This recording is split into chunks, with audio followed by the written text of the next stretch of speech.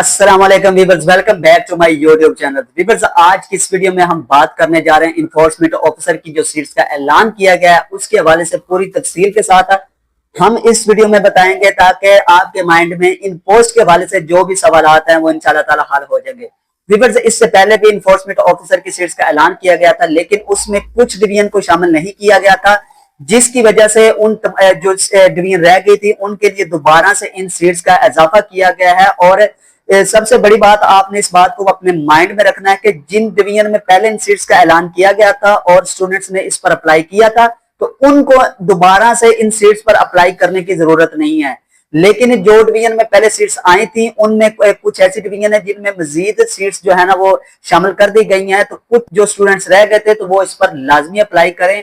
और जिन डिवीजन को पहले शामिल नहीं किया गया था तो उनके लिए दोबारा से कुछ सीट्स का ऐलान किया गया। कुछ सीट्स जो है ना वो ज्यादा बताई गई हैं डिवीजन में। तो पहले हम बात करते हैं कि वो कौन सी डिवीजन है जिसमें जो दोबारा से इन सीट्स का ऐलान किया गया। इस पर पूरी तफसील के साथ बात करेंगे ताकि किसी किस्म की जो है ना वो कंफ्यूजन न रहे।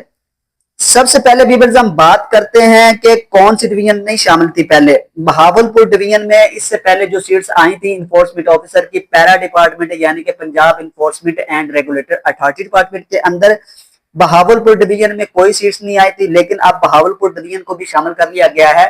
7 सीट्स जो है वो बहावलपुर डिवीजन के लिए। आपने इस डिवीजन में अपने डिस्ट्रिक्ट को देख लेना है और इसी हिसाब से आपने इस पर अप्लाई करना है।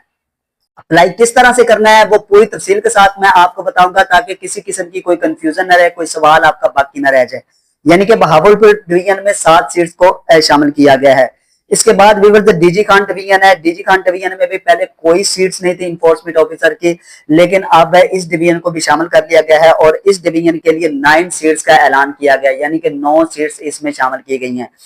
इसके बाद व्यूअर्स बारी आती है फैसलाबाद डिवीजन की। फैसलाबाद की अगर हम बात करें तो फैसलाबाद डिवीजन में भी कोई सीट्स नहीं थी इससे पहले इन्फोर्समेंट ऑफिसर की, तो अब इसको भी शामिल किया गया है, यानी कि 8 सीट्स जो हैं वो फैसलाबाद डिवीजन में शामिल कर दी गई हैं। इसके बाद व्यूअर्स गुजरांवाला डिवीजन है। गुजरांवाला डिवीजन की अगर हम बात करें तो गुजरांवाला डिवीजन में पहले 4 सीट्स थी, अब इसमें 8 सीट्स मजीद शामिल कर दी गई हैं। टोटल 12 सीट्स हैं गुजरांवाला डिवीजन में, यानी कि पहले जो है ना 4 डिवीजन ऑलरेडी इसमें शामिल थी, अब 8 सीट्स मजीद शामिल कर दी गई हैं, तो ये टोटल 12 सीट्स इसके लिए बनती हैं। इसके बाद व्यूअर्स बारी आती है गुजरात डिवीजन की। गुजरात डिवीजन में पहले 1 सीट थी, आपने इस बात को माइंड में रखना है।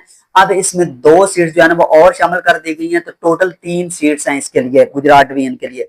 इसके बाद व्यूअर्स लाहौर डिवीजन है। लाहौर डिवीजन के लिए इससे पहले 1 सीट थी, अब उन्होंने 14 सीट्स लाहौर डिवीजन के लिए मजीद बढ़ा दी हैं, यानी कि 14 सीट्स का जो है ना वो इसमें मजीद एडिशन कर दी गई है। पहले 1 सीट थी, अब 14 मजीद आ गई हैं। तो जिन स्टूडेंट्स ने पहले अप्लाई नहीं किया था तो वो इस पर लाजमी अप्लाई करें, लेकिन जिन्होंने पहले अप्लाई कर दिया था तो उनको किसी किस्म की अप्लाई करने की जरूरत नहीं है। उनका शुमार भी जो है ना वो इन 15 सीट्स में बनता है, यानी कि पहले 1 सीट थी, अब 14 मजीद आ गई हैं, तो टोटल 15 सीट्स बन रही हैं। इसके बाद व्यूअर्स मुल्तान डिवीजन शामिल है। मुल्तान डिवीजन में पहले 2 सीट्स थी, तो 7 सीट्स मजीद बढ़ा दी गई हैं, टोटल 9 सीट्स कर दी गई हैं। इसके बाद व्यूअर्स रावलपिंडी डिवीजन है। रावलपिंडी डिवीजन में सबसे ज्यादा सीट्स का इजाफा किया गया। पहले रावलपिंडी डिवीजन में 28 सीट्स थी, काफी बड़ी तादाद में थी, अब इसमें मजीद जो है ना वो 11 सीट्स शामिल कर दी गई, यानी कि 39 सीट्स अब इसमें मतलब कि टोटल बनती हैं। इसके बाद व्यूअर्स बारी आती है साहिवाल डिवीजन की। साहिवाल डिवीजन में पहले कोई सीट्स नहीं थी, अब साहिवाल डिवीजन के लिए 3 सीट्स का ऐलान किया गया है। तो इसके बाद सरगोदा डिवीजन है। सरगोदा डिवीजन में भी पहले कोई सीट्स नहीं थी, अब इसमें जो है ना वो 7 सीट जो है ना वो सरगोदा डिवीजन के लिए हैं।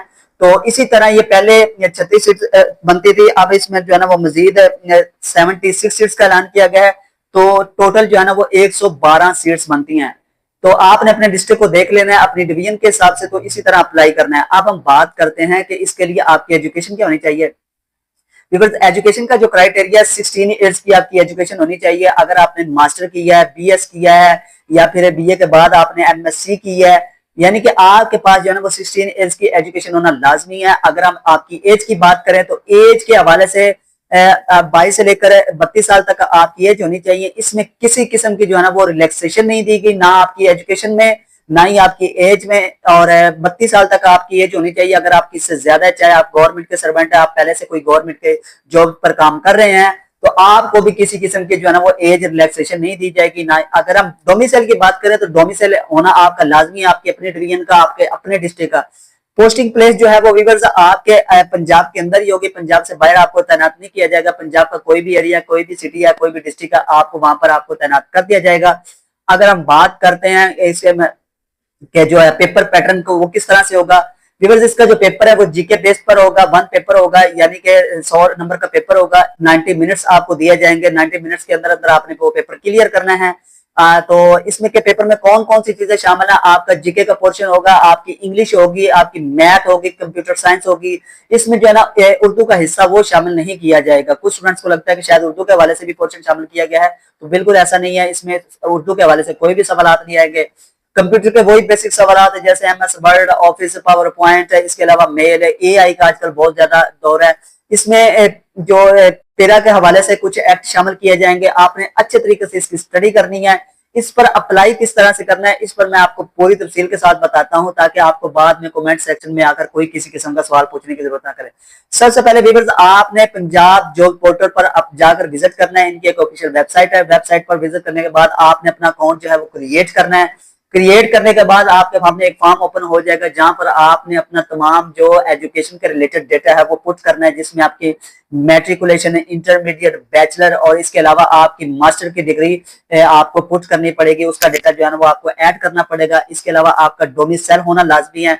आपने अपना CNIC शामिल करना है। आपके पासपोर्ट साइज फोटो होनी चाहिए। तो ये वो तमाम चीजें हैं जो हर मतलब के अप्लाई में जो चीजें शामिल होती हैं, आपको पहले से इसके बारे में कुछ इन्फॉर्मेशन होती है। तो इस तरह आपने अप्लाई करना है। अप्लाई करने के बाद आपका सबसे पहले जो है ना वो फिजिकल टेस्ट होगा। फिजिकल टेस्ट को क्लियर करने के बाद, अच्छा फिजिकल टेस्ट मतलब स्टैंडर्ड की हमने बात नहीं की। जो आपका फिजिकल स्टैंडर्ड है वो मेल के लिए, अगर आपकी हाइट की बात करें तो वो 170 सेंटीमीटर होनी चाहिए, और आपकी जो रनिंग है वो 1 माइल जो है ना वो 9 मिनट्स में मेल ने क्लियर करना है। अगर हम फीमेल की बात करें तो फीमेल की जो रनिंग है वो 14 मिनट्स में उन्होंने 1 माइल क्लियर करना है। अगर हम उनके हाइट की बात करें तो उनकी जो हाइट है वो 160 सेंटीमीटर होनी चाहिए। तो यानी सबसे पहले आपका फिजिकल टेस्ट होगा। फिजिकल टेस्ट के बाद आपका रिटन टेस्ट होगा। रिटन टेस्ट में भी जो है ना वो PPSC लेगा, क्योंकि आपको बाद में सारा डेटा जो है ना इन्फॉर्म कर दिया जाएगा कि आपका रिटन टेस्ट किस तरह से होगा। तो इस पर जो अप्लाई करने की लास्ट डेट है वो 15 अक्टूबर है। आपने इसको स्किप नहीं करना, आपके लिए ये गोल्डन चांस है। और अगर व्यूअर्स आपको ये वीडियो अच्छी लगी है और इसको काइंडली हमारे चैनल को सब्सक्राइब करें, इस वीडियो को लाइक करें और अपने फ्रेंड्स के साथ शेयर करें। तो मिलते हैं इंशाल्लाह ताला नेक्स्ट वीडियो में। तो आज के लिए अल्लाह हाफिज।